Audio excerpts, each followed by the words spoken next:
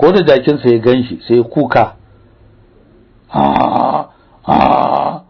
da a kai shi wajen kiwo.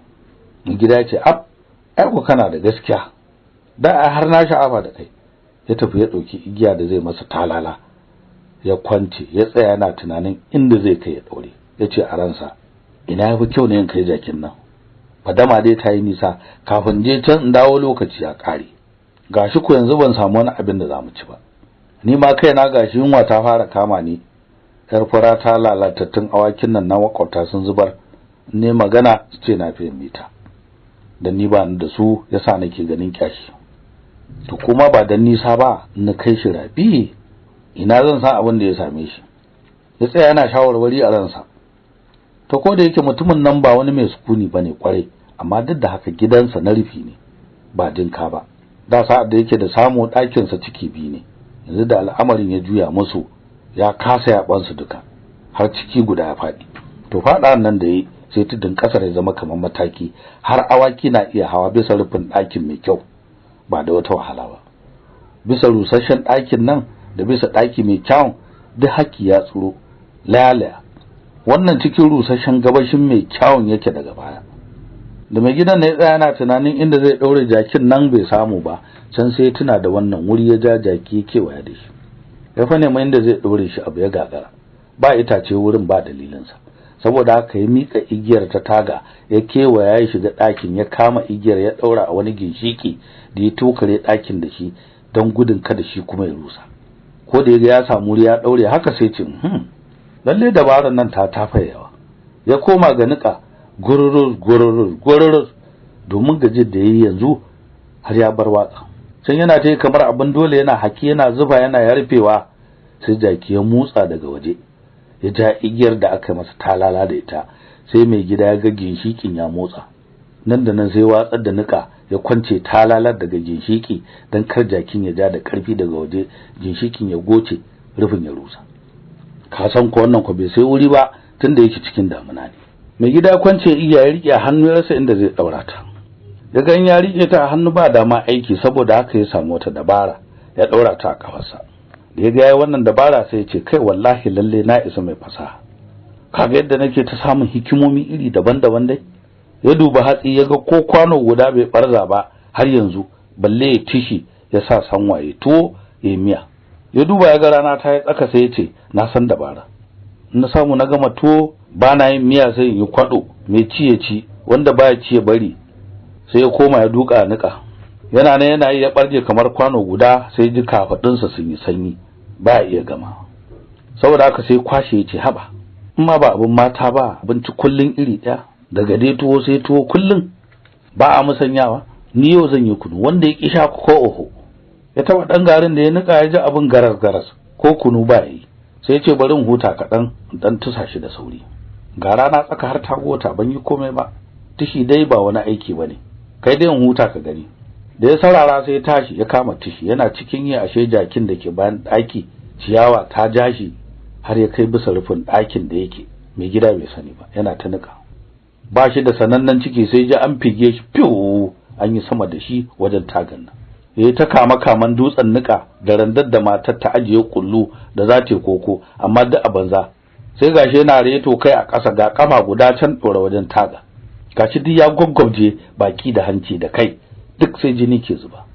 Gashi kuma jikinsa da tufafinsa duk sun yi face-face da kullun da ya kifa wa kansa sa'ad da ya ja tukunyar yana kaman abin rikewa.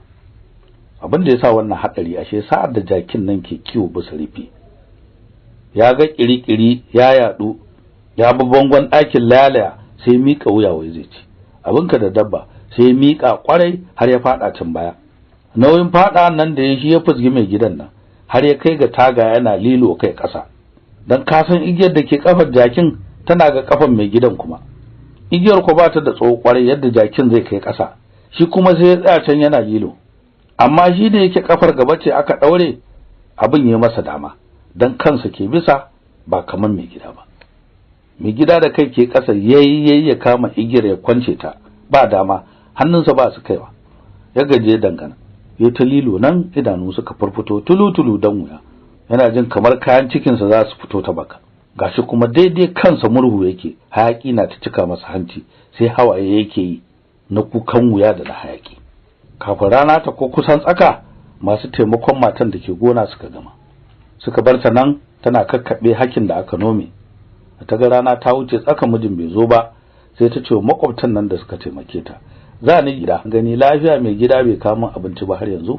Mutanen suka ce gaskiyarki, ai in shine kamar yanzu ya dade gida, amma tsaya tukun mu san miki namu abincin da aka kawo mana kici, kada ki yi saki na dafe. In dai dan mai gidanki ne ke yin abinci, lalle har yanzu bai kulla komai ba. Da fara kunya za ta hana ta, suka matsa mata ta tsaya ta ci, ta kuma jefa karanta Duna ya ci har suka koshi. Sa'an nan ta dauko fartanyarta ta goyo dan Duna na bi. Za ta wuce, mutanen na suka ce bari mu biyo ki mu ga yadda zamu tarar da shi yayi goho yana wura wuta. Suka kakkabe faretanin su, suka bi ta tinkis har gida. Suka kutsa kai ɗakin gaba ɗaya suna tsammanin za su ga mai gida na sanwa, ba su gan shi ba. Sai suka je daga taga wajen sama ana ce musu alhamdulillah, ku zo maza ku kwance ni. Jin wannan har yasa suka fargita, matar ta ja da baya, suka duba sai ga mijin na lilo kai kasa, gashi fata cikin tsari, jini sai zuba yake ta hanci da ta baki, sai kuda ke bin sa bu, ga hawaye sharaf yana kuka. Sauran mutane suka barke da dariya suna kyakkyawa. Matar duk kamar ta hawaye ta dafi kirji tace subhanallahi, mai gida lafiya? Mijin yace ke kin fiye surutu, ke dai kwance ni nace.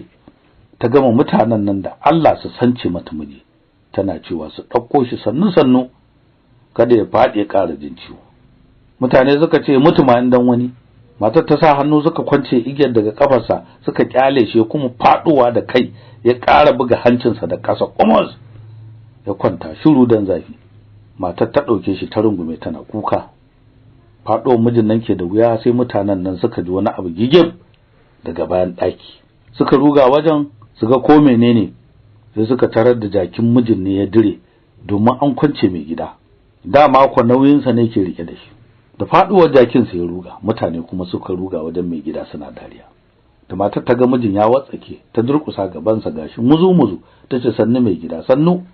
Ya aka fara haka? Sai gogan naka ya harare ta yace in baki rawa baki ba yanzu kina shan kashi. In shegantaka kike ji na fiki. Me ruwanki da abin da ya faru? In ba san yawan magana ba. Daga yau ki tsaya ga aikin gida da kuka saba da shi. Ni ko ki banna da nawa na gona lalataccen wofi. Maza ki dama mun ko kunu in sha. Yunwa nake ji, in ba haka ba ko yanzu kya sha duka mutuniyar banza. Makwabtan nan nasa suka yi waje suna takkakkewa suna dariya suna cewa dan Allah da inda yake son ya huce haushin sa. Ko ita ta sa jakin sa ya rataye shi oho. Matar ta rasa abin da za ta ce, ta tashi ta karasa nika tai masa abinci. Kaji abin da ya samu wannan mai gida. Daga ran ne ya zama nagari, duk miyagun halayensa ya bari ya koma salihi, sai ka ce ba shi ba.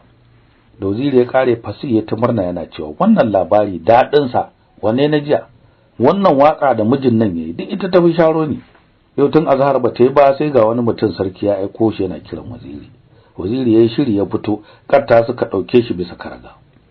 An fito da shi kofar gida kenan sai ga wani mutum a tsaye kan titi. Duk mutane da suka ga waziri suka tashi suka gaisuwa. Shi ko mutumin nan bai ko motsa ba, sai kallon waziri yake yana dariya. Da waziri ya lura da shi sai ya ce mutane, wane ne wancan? Mutane da ke biye suka ce ai dan wazirin marigayi ne, Allah ya baka nasara. Waziri ya dubi katta da ke tare da shi yace ku ta dukansa sai ya mutu. Madaka kato suka same shi, pass sai da ya fadi yana ahi. Waziri yace a tsaya, ya dubi dan wazirin nan yace me yasa kake min dariya? Ni ba ubanka bane? Yace Allah ya baka nasara. Ya fadi yana tuba. Waziri yace a tafi da shi gida a bashi aska 8 da wando mai zina da sile 100 ya awo. Mutumin ne ya fadi ya godiya. Waziri ya wuce fada. Da ya dawo daga fada fasi ya zo.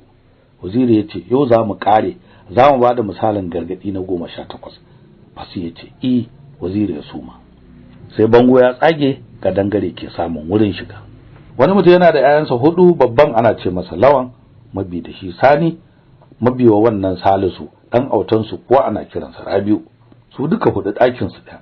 Abin da ya damu uban akan al'amarin yaran nan shine tun suna yara ba su taba gama kansu ba. Abinda wannan ke so ba shi wannan ke so ba. In wannan ya ce ai gabas sai wannan ya ce shi yamma za shi. Kullum uba yana kokari ya shirya su, ya sa su gama kansu, amma a banza. Kullun shiri amma kamar cewa yake su ƙara batawa. ana nan ran nan sai uban ya kwanta ciwon ajali.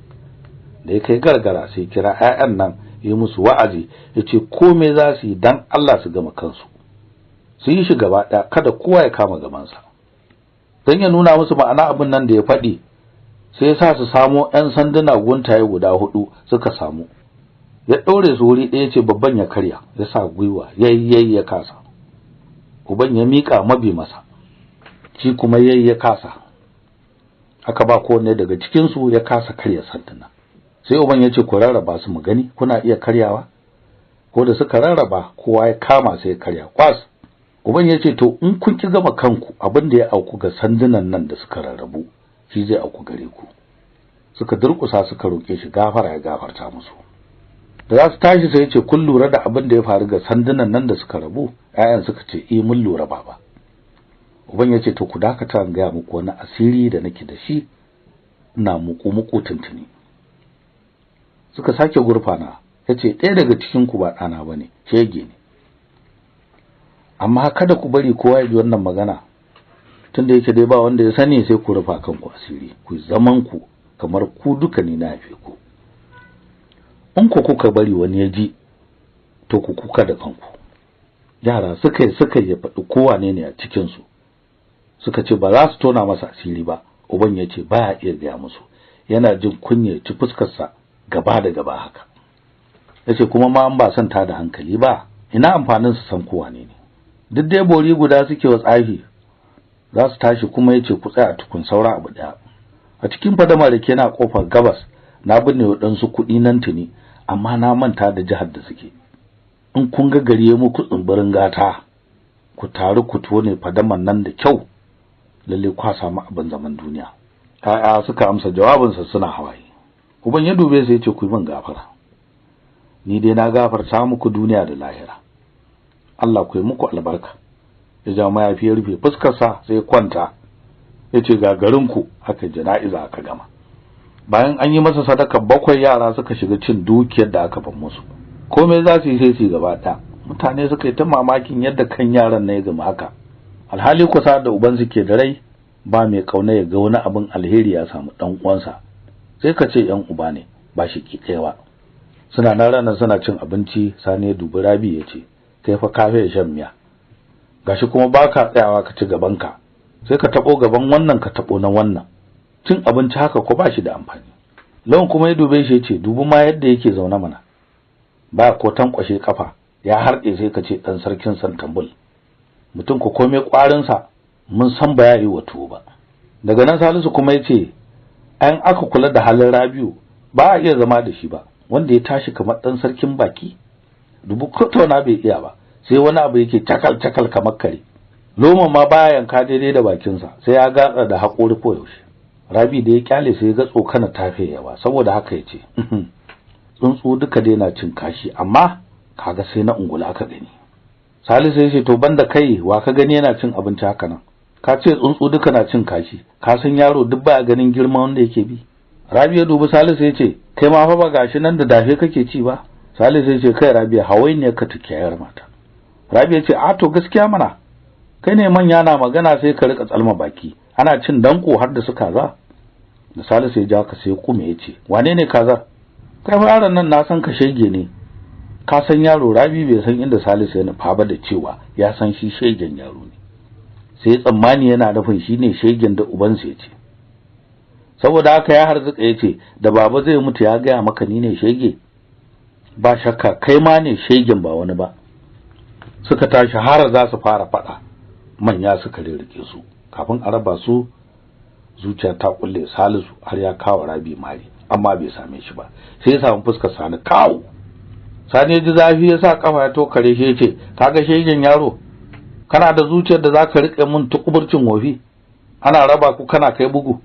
Lawan da yake dama sun fi jituwa da Salisu sai ce wa Sani ko me zaka ce masa bari ce masa shege. Ko da baba zai mutu bai bayyana shege ba cikin mu, balle a lika wani. Wannan magana ta tunzura Sani, yace je ka an ce mar shege. Ai kai ne ma shegen, dan ba mu bayyana bane, shi yasa baba tun yana dare ya tsane ka. Lawan yace a'a, take naku na shegantaka har ya kawo gare ni. Sai koka da damba suka kaure tsakanin Lawan da Sani. Salisu kuma da Rabi suka kama tasu suka yi tayi har suka yi wa juna rotse, kowa na cewa abokin fadansa shine shegen da ubansa ya rufa. Da mutanen guwa suka ji hayaniya a gidansu sai suka shiga su gani ko me ya gama. Suka tarar sun yi wa juna rotse, kowannen sai yana cewa kai ne shege kai ne shegen. Da mutane suka ji abin ya kai ga shegantawa sai abin ya ba su tsoro. Suka kira dogari yayin macin su har gidan sarki ya ga masa abin da suke cewa da kuma yadda ya same su. Sarki ce dan me kowa ke cewa dan uwansa ne shegen?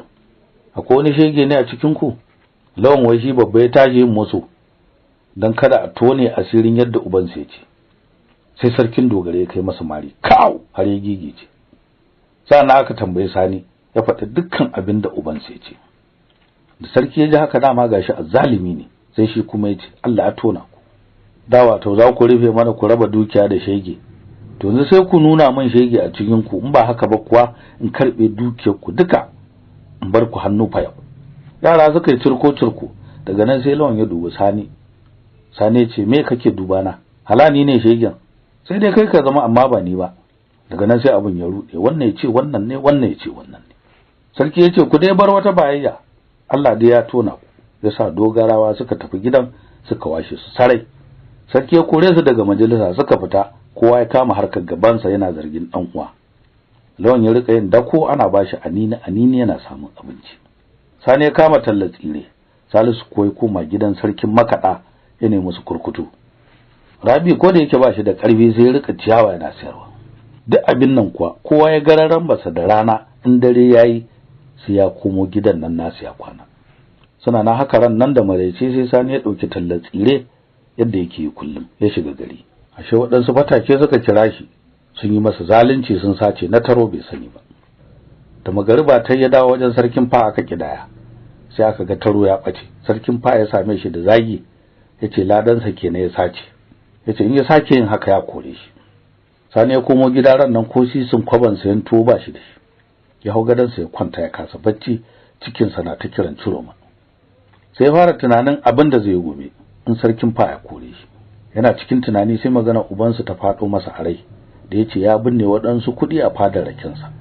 Saboda haka asuba na yi sai tashi ya dauki masassabi ya tafi fadaman nan ya ta kaftu har Allah ya gajishe shi bai kautu komai ba.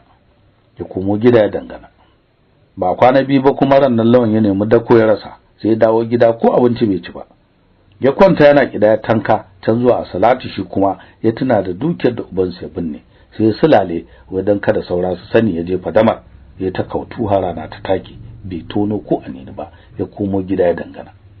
Ran nan kuma Rabi ya tuna ya tafi ya dan nasu tsakuran gashi dama bai kai su karfi ba, ya kasa ya komo. Ana nan kuma gari ya zama Salisu tafka hagu, sai shi kuma ya je kasa tono komai. Sai ya ce a ransa da za mu taru mu tone fadaman nan sarai, duk inda baba ya binne kudin da mun tono shi. Sai kama bakin sa bai ce komai ba. Kowa da ya taba kai ga ya kasa shi kadai, sai ya gane da za su taru su duka su kauce fadamar da sun tono komai ke ciki. To kowannen su zuciya na cin sa, har baya iya fara karaya ya ce saura su taru su tone gaba daya. Ana nan dai kwana da kwanaki da Salisu ya ga abin babu sarki sai Allah, sai ya shawarci saura su ga musu tone fadaman nan ko sa samu abin zaman duniya da uban sai ya binne. Ko nan sai ce dama ina nufin shawarce ku haka dan tsoron kada ku ki yasa na kyale. Sai suka samu masa sabai suka yi takautun fadama ba ji ba gani har suka kauce ta sare basu ga ko allura ba. Saboda haka suka dangana suka ce bari ma su sare ke kada wahalan mu ta zama ta banza. Tunda wannan fadama take bata taba samun kautu irin na bana ba. Saboda haka rakin da suka yi wannan shekara sai Allah kaɗai ya san iyaka, dama dukiyar da uban ke nufi kenan basu gane ta ba. Ce suke waɗansu kuɗi ne daban ya binne. Da haka suka sake ba zuciyarsu magana, suka gama kansu suka mai da hankali ga noma. Cikin ɗan lokaci kaɗan suka koma kamar da fata-fata cikin arziki. Ranar sun ci abinci sun gama suna zaune suna taɗi sai Salisu ya ce, kun ga abin nan da baba ya faɗi sai da ya faru. Ya ce dama muka yadda muka raba kanmu mun kaɗe. Ba abin kirkin da za mu iya kullawa in muna ɗaiɗai. Kun san kuma ya ce in muka bari aka gane cikinmu ko dukiyanmu ba mu tsira da ita. Kun gani ko baki ya boka. Saura suka ce haba, ai mun ga taskon rabuwan nan tamu. Lalle kowa ya ƙi jin maganar da gabansa ya yi da na sani. inda da na sani ba ta da amfani domin masu karin magana sukan ce ƙeya ce a baya ta kan tsaya. Salisu ya ce kun ga wannan arziki ba abin da ya jawo mana shi sai gama kai da biyayya da mai da hankali ga noma. Ashe dai gida ya zaune koda ba fatoci amma baya zaune sai da noma. Idan aka addabe ka gari da kauye ka sari dawa ka sa dawa da kero, idan ka raba ka gabara ka tabe ka sai girma ka je gona ka nemo. Tabaraka ya halicci ƙasa da yalwa, ya ɗau kurɗi ya binne dan a tono. Daɗa mu babu damar yin butulci, idan rago ya taɓe babu kaito, fa sai ya ce a wannan waka kai ta yanzu ko kuwa Salisu. Waziri ya ce Salisu ni na yi ta. Fasi ya ce murya kana da daɗi kwarai. Waziri ya ce ai ba kai kaɗai ba, kowa haka yake faɗi tun ina yaro. Tunda yake kana sha'awar waƙoƙi bari ma in cika maka wannan gargaɗi da nayi da waka dan in yi godiya ga Ubangiji sarkin sarauta. Sai kama waka. Yanzu ne na ida wanga jari da na fara, dan ɗana Fasihi shi ma ya karanta. In kun lura wanga labdi da na tsara ba surutu bane na banza da na ƙarya. Kun san duniyar gaba ta ga safihi, yara ku lura ga nasiha ku biya ta. Na tsara su don ƙara muku ilimi, ku yi wayan zama a yanzu ku yi lura. Allah kai ka ba mu lura da fasaha, kai muna hankali da wayo mu yaba ka.